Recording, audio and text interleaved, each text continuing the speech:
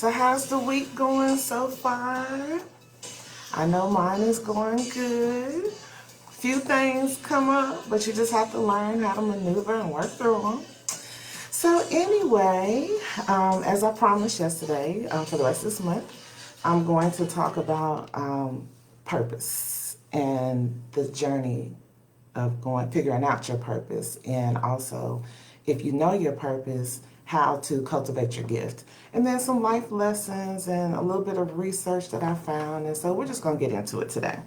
So today, what I want to leave you with is the foundations of understanding your purpose. Okay, so it's a couple things that you need to know as we get started on searching and going on this journey to figure it out. And if you already know, then we're going, like I said, we're going to learn to cultivate it.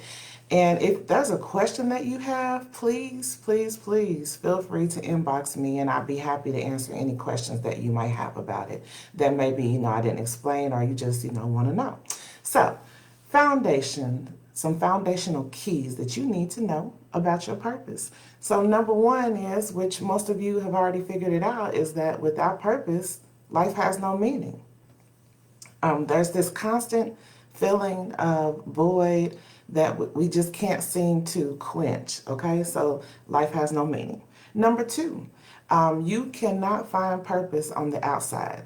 It is not external. We are not talking about external successes. We're talking about the gift that is on the inside of you, that we have to learn how to operate in that. And when we learn how to operate in that, then you will start to see the effects of it externally. Okay, so we look for it and we find it internally, but when you start to operate in it and you cultivate it, you will see the effects of it externally. All right. Number three, your purpose is not necessarily about you. It is about a tribe of people that you are assigned to.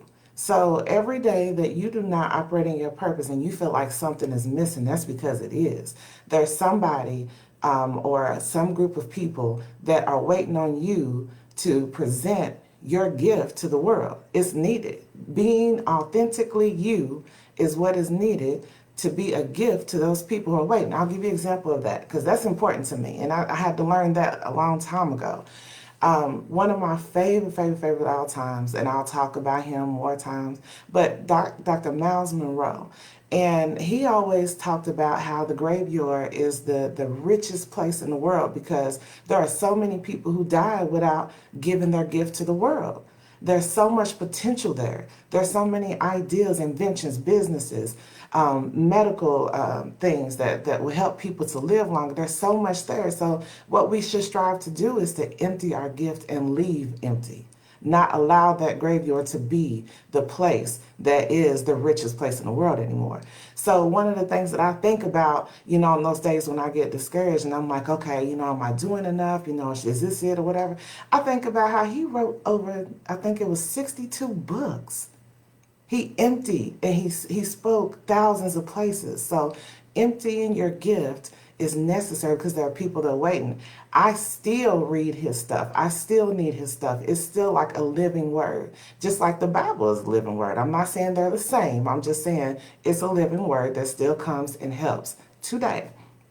So it's important to understand that your gift is assigned to a tribe of people and they're waiting on it. And then finally, I think this is really important, and it was the biggest thing for me, and I just keep going back to it daily. As a matter of fact, I have it written, okay? It's in my room. I look at it every single morning.